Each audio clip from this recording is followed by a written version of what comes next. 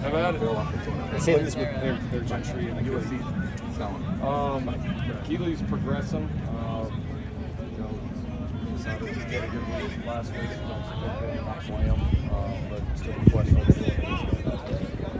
And Eric, that's what happened. Coach, do you have any update on Bear Alexander announcing a red shirt? We see guys in the past stay with your team on scout team. We haven't seen him today. Any update with Bear? I don't. I think we've said all we'll say on that situation. Lincoln, how concerned are you with the amount of hits Miller's taking from the boys? That's just part of playing the position. I'm sure you'd love the league. Anything with a quarterback not taking hits, but that's not always reality. Two good teams, two good defensive football teams. It's going to happen some. Obviously, it's something we want to continue to clean up, but everybody's involved. Maddox is involved in it.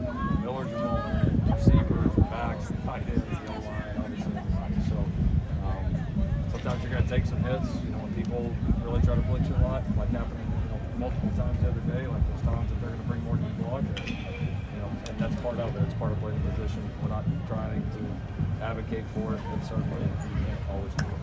We've seen Lonnie and Amos rotate at right guard obviously last week. How are you feeling about kind of that competition there? Standing out to you, and how's Elijah progressing? Yeah, Lonnie and Amos both did some really good things in the game. I thought it was good to work to these guys sometimes for young players that haven't played a ton of ball yet. That could be kind of a good segue into the maybe later parts of the career as they continue to improve. So they both showed us enough that we want to keep repping them. Lonnie's played quite a bit more than Amos has. I would say this is some of his first real game action. So, I think they'll both continue to improve. Both going to help us. We need both of them to continue to step up. Elijah played, much better for us. Some really, really good things in the game. Played quite a bit better than the week before. I think he's just going to continue to grow it. He's just that type of kid. He's just going to get better and better as a practice. Do you expect the rotation to continue at right guard? Cement something there?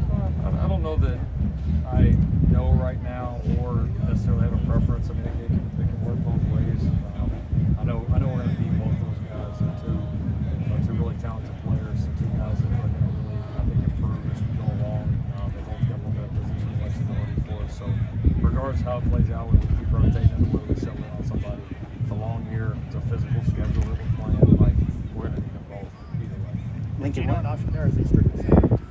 No, he's an option. Our options were a little bit limited when we lost Killian, because we had to pump obviously everything into Gino, with him being one snap away from being start to center. With Killian back now, it does give us a little bit more versatility. Lincoln, what went into the decision for Rajon to redshirt, and how do you feel about the inside linebacker depth? Yeah, Rajon's a senior. He's not playing. He's not playing. Significant defensive snaps right now. He's done some really good things. Had a big tough special teams play for us the other day. And he came in. We chatted about it. I mean, I understand. You can understand both sides of it. I think it's it'll be something that'll have to be addressed. I think big picture. Putting teams, players, all that in these positions. This 4-game redshirt deal is. I think there's probably some better ways to do it than maybe what we're doing it right now. But as long as we have it, you're going to have situations like this, and you understand the push-pull. I mean, the kid really wants to play, but he also, wants a chance to play more defensively too. And so, we'll watch it play out. Nothing's set in stone right now. That option's out there, but we'll see how this season evolves and how it evolves for Rajon. Is there a better way in your mind? I think guys should have 5 years. Do whatever you want, play as much as you want or as little as you want, and the only way you get an extra one is if you have 2 season-ending injuries where you miss the whole season. I think it should be that plain and simple and be done, and then nobody have to worry about all this other crap about how many games you played and all that. But I understand why it's there, but I still think it's a little bit behind the times. Coach, on a scale of 1 to 10, what is your concern with the offense starting slow in the games? The game against Wisconsin was the first time this year that you scored on the first drive, going back to Washington. Where's your concern on that?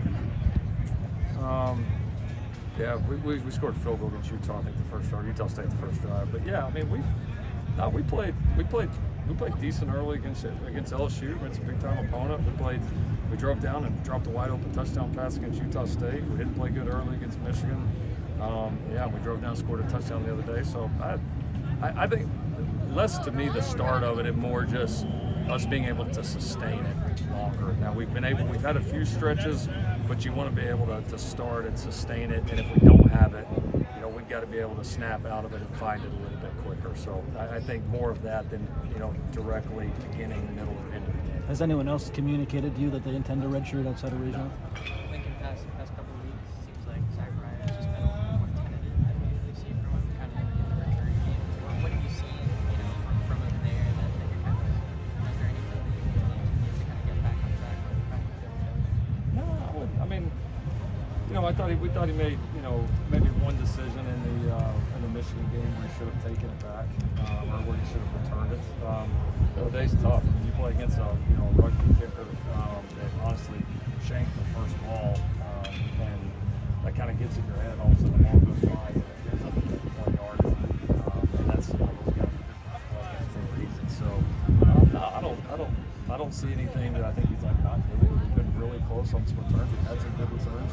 Really close to having some really good ones. And he just needs to keep progressing as good as the players now. Let's do one more. What has Quinn Joyner shown you so far? And is there anything that he can do to work his way into some more reps? Yeah, I'm sure it is. He's done a good job with the ball in his hands so far. And one thing we've kind of talked with you guys about, obviously with him, is just continuing to improve without the ball in his hands, which I think our trust in him is growing because he's always been an explosive natural player with the ball in his hands. And so I think as this season goes along, you're not gonna be able to sit there and totally rely on one guy every game that much.